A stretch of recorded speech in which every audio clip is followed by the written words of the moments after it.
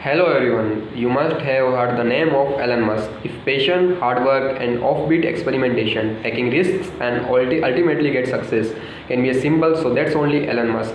Guys Elon Musk ने technological field में जो भी प्रैक्टिकल्स किए वो प्रेजेंट टाइम से काफ़ी आगे हैं। उनके प्रोजेक्ट्स ने वर्ल्ड को सरप्राइज कर दिया है। दोस्तों, पेपल, स्पेसएक्स और टेस्ला मोटर जैसे रिवोल्यूशनरी प्रोजेक्ट्स के फाउंडर है एलन मस्क द्वारा टेक्नोलॉजिकल एडवांसमेंट प्रोजेक्ट्स की लिस्ट में एक नया नाम जुड़ चुका है, that is Neuralink technology, which is going to prove to be a milestone in the history of mankind. So let's know what is the Neuralink technology and how it has the ability to change the power of the entire world. So what is Neuralink technique? Neuralink एक startup company है जिसके को founder Elon Musk है। इसे year 2017 में founded किया गया था। इस कंपनी का पर्पस ऐसी टेक्नोलॉजी इन्वेंट करने और उसके कॉमर्शियलाइज यूज़ करने के लिए था जिससे हम डायरेक्ट अपने ब्रेन को कंप्यूटर से कनेक्ट कर सकें। हम ह्यूमन जनरली डिजिटल सिस्टम्स के साथ इंटरेक्ट करने के लिए इनपुट अपनी fingers, voice and facial expression के थ्रू देते हैं, जो कंप्यूटर या सिस्टम में जाता है एंड प्रोसेस होता है। But this method of input is very slow and it has many limitations. For example, A disabled person, a blind और ए deaf person is not as comfortable as using a computer is for a common man. So that's why Neuralink company एक ऐसी technology जिसे Neuralink technique कहा जा रहा है का use करके एक ऐसे डिवाइस को डेवलप कर रही है जो किसी भी डिजिटल सिस्टम और ब्रेन के बीच एक इंटरफेस का काम करेगा, जिससे सिर्फ थॉट्स के थ्रू ही इंफॉर्मेशन को कंप्यूटर तक भेज सकते हैं, जिससे कंप्यूटर द्वारा डिफरेंट एक्टिविटीज़ को करने के लिए एज ए इनपुट यूज़ किया जा सकेगा। So friends, now I come on history of this technology. It is not that the technique of connecting the brain directly to the Neuralink has suddenly appeared one day. There is a long history of academic research behind it. In 2006, Matthew Nagle नाम के एक paralysis person ने सिर्फ अपने brain को use करके computer पर ping pong game खेला था। अपने ब्रेन का यूज़ कर कंप्यूटर से इंटरेक्ट करना सीखने में उसे सिर्फ 4 दिन लगे थे। इसके बाद ही साइंटिस्ट ने पैरालिसिस लोगों के लिए direct brain driven robotic organs बनाना स्टार्ट कर दिया था, जिसे हम आज साइबोर्ग के नाम से भी जानते हैं। मैथ्यू नागले पर जिस डिवाइस का उपयोग किया गया था उसे ब्रेन गेट कहा जाता है, जिसे शुरू में ब्राउन यूनिवर्सिटी में बनाया गया था। In the brain gate technique, a series of solid needles consisting of 128 electrode channels are fitted into the human brain. So friends, how does Neuralink technology work? Neuralink basically threads based technology पर work करता है, जिसे human brain के tissues को बिना affect किए उन tissues के अराउंड इम्प्लांट किया जाता है। इस डिवाइस में ऐसे 96 थ्रेड्स हैं जिनमें टोटल 3072 इलेक्ट्रोड इंक्लूडेड हो सकते हैं। ये थ्रेड पॉलीमर फाइबर से बनाए गए हैं इसीलिए काफ़ी फ्लेक्सिबल भी है और ब्रेन को बिना डैमेज किए लॉन्ग टाइम तक ब्रेन के साथ कनेक्ट रह सकते हैं। इन थ्रेड की थिकनेस ओनली 4 to 6 माइक्रोन है, that is 3 times thinner than our hair. पर इन फ्लेक्सिबल थ्रेड्स को ब्रेन की रिजिड कवरिंग के अंदर इम्प्लांट करना भी एक बड़ा इशू है, जिसके लिए न्यूरालिंक स्टार्टअप ने एक न्यूरोसर्जिकल रोबोट भी बनाया है जो ह्यूमन ब्रेन में पर मिनट ऐसे 6 थ्रेड्स इम्प्लांट करने में कैपेबल है। ये न्यूरोसर्जरी रोबोट अपने आप में एक तरह का कंप्यूटर और स्विंग मशीन का कॉम्बिनेशन है। ये रोबोट ब्रेन के स्पेसिफिक पार्ट्स को रिकॉग्नाइज करने में और किसी भी ब्लड वेसल को बिना डैमेज किए इन थ्रेड्स को ब्रेन तक ले जाने में कैपेबल है। In the Neuralink technique, each such thread has a group of 192 electrodes attached to a small implantable device, which consists custom wireless chips, which are 4x4 mm in size.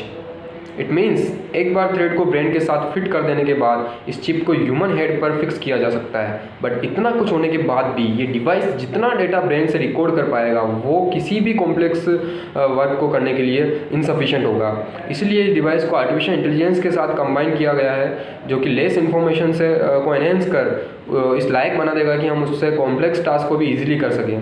So what is the science behind this technique? Human brain में neurons synapse के through एक दूसरे के बीच information को exchange करते हैं।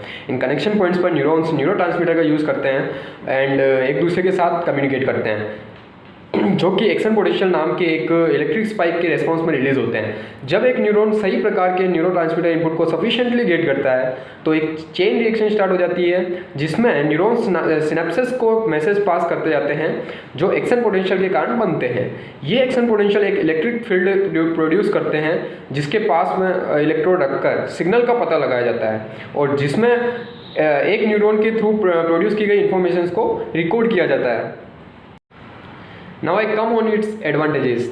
फिलहाल तो इस टेक्निक का पर्पस मेडिकल केयर प्रोवाइड करना है, जैसे पैरालाइज्ड लोगों के लिए ऐसी फैसिलिटीज़ प्रोवाइड करना जिससे वो केवल अपने ब्रेन की हेल्प से अपने इंपॉर्टेंट वर्क्स पर कर सके, या डिसेबल्ड लोगों के लिए और बेटर रोबोटिक ऑर्गन्स बनाना जो डायरेक्ट उनके ब्रेन के थ्रू कंट्रोल होंगे।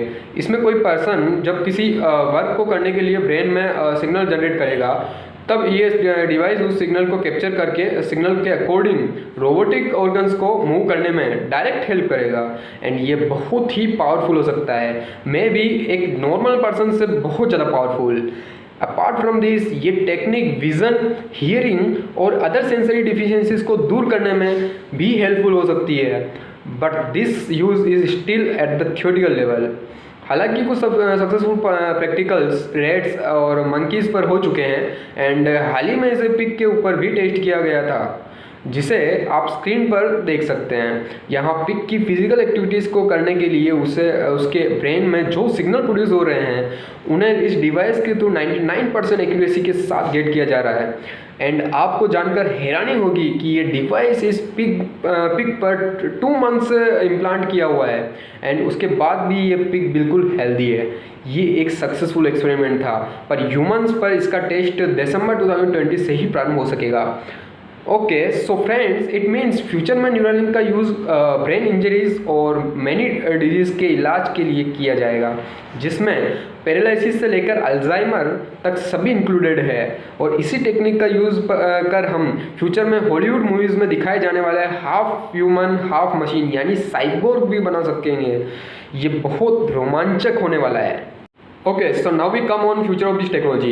For Elon Musk, Neuralink technique present और पोटेंशियल फ्यूचर से कहीं आगे का प्रोजेक्ट है, जिसमें इमेंस पोटेंशियल है। In the words of Musk, in the long term this technology will be used to remove our existential threat from AI.